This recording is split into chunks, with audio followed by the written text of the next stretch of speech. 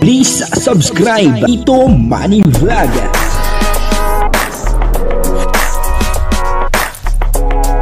Payagan po si Tito Manny Vlog na mag-reactor para pambiling gamot sa kanya pong karamdaman. Wala man siyang records ng ng awayan. Yung po first time ni Joy, grabe, first time ni Joy, papanoorin po natin to at siyempre ibigyan po natin ng konting reaction. Pero bago po yan, ako muna po bumabati sa inyong lahat ng magandang umaga, magandang tanghali at magandang gabi sa inyong lahat mga kapatid. Saan man kayo ng panig ng mundo naroon ngayon, ay mag-iingat kayo palagi at pagpalain kayo ng ating Panginoon. Maraming salamat din po sa patuloy na tumatangkilik sa aking YouTube channel at nanonood sa aking video reaction. Supportan din po natin ang Team Kalingap sa pangunguna ni Kuya Bal Santos Matubang, Kalingap Rab at Ate Ed Vlog. Ito po yung video na kung saan ay first time ni Joy. Grabe. First time ni Joy at mukhang masaya dito si Joy. Panoorin po natin yung video at ito ay may kasamang kilig. At nakakatuwa po siyempre tuwan-tuwa si Kalingap Dan kasi first time nga po ni Joy Kaya yun panoorin po natin yung video at ang kabuuan po ng video ito ay makapanood po natin sa YouTube channel ni Kalingap Dan.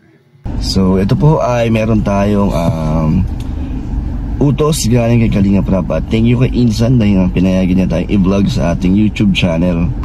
So meron tayong upload kasama si Joy. First time po natin na kasama si Joy sa ating YouTube channel.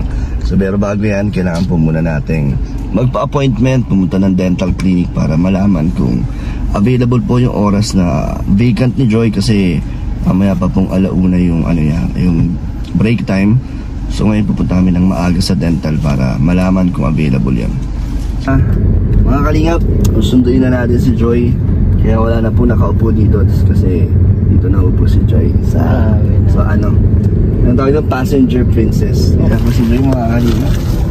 Ready na. What's up, Joy? Sama natin ang mga kaibigan natin. Grabe naman, sana sinusundo. At din natin yan si Joy. Uy, grabe nalalamang ka na. Joy, ano ka? Hindi na sinusundo na. Nalalamang sa... Grabe, sinusundo ka na. Nakikinig ka sa kanta di Mel kami. Uy, grabe. Tinutulugan mo nga ano ba yun? Kumain ka na, Joy? Kasi di ka makakakain ng buong araw after cleaning. Bawal yun. Joke lang.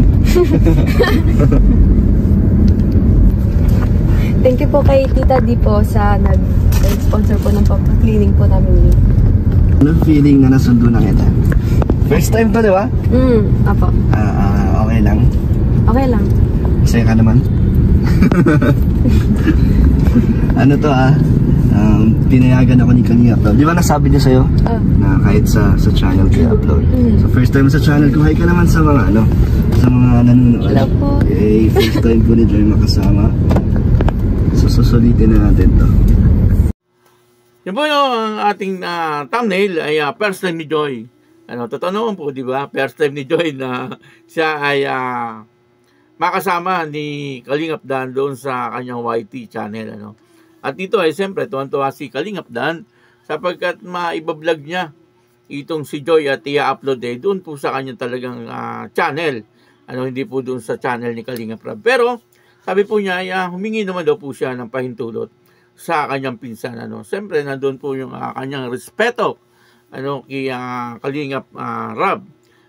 Kasi siyempre nagbablog po talaga dito at ang director po nila sa lab team ay walang iba kundi si Kalingap Rab. Kaya dapat lang po na magpaalam siya doon po sa kumbaga yung may-ari ng content. Kumbaga nakiki-content lang po sila katulad po namin nakiki-reaction lang parang ganon. Pero yung kanya naman po ay siya mismo ang nag-vlog doon sa sarili niyang content. At bilang respeto nagpaalam po siya kaya Kalingap Rab. Dami kong paliwanag. Talaga nga naman Pero siyempre dito po ay nakita po natin na talagang nag-enjoy si Kalingap Dan, po, at talagang sa bawat galaw niya ay nararamdaman po natin na may kasamang kilig na para bang gustong-gusto niya na makita itong si Joy Diwata, po. At sila ay magpapa-dental clinic nga, po. At sinundo niya po itong si Joy Diwata doon sa eskwelahan, At dito ay napansin po natin na talagang si Joy Diwata ay masaya rin, nung makita itong si Kalingap Dan, Hindi niya akalain na may kasamang dalawa, parang si Lo at saka si Lo po ba yun, yung isa. At saka si Ryan ang kasama. Po. At gayon pa man, bagat may kasama, ay siyempre, ay tuloy-tuloy po ang kanilang pagkikwentuhan. Po. At nakikita ko po na talagang itong dalawang ito ay bagay na bagay. Po. At nakita po natin, naka-uniform si Joy ng kanyang uniform sa school, yung sa nurse. Siyempre, kulay puti. Pagka-nursing, ang kurso kulay puti, at talagang gumaganda kapag naka-uniform na kulay puti, po, at bagay na bagay naman kay Joy Diwata.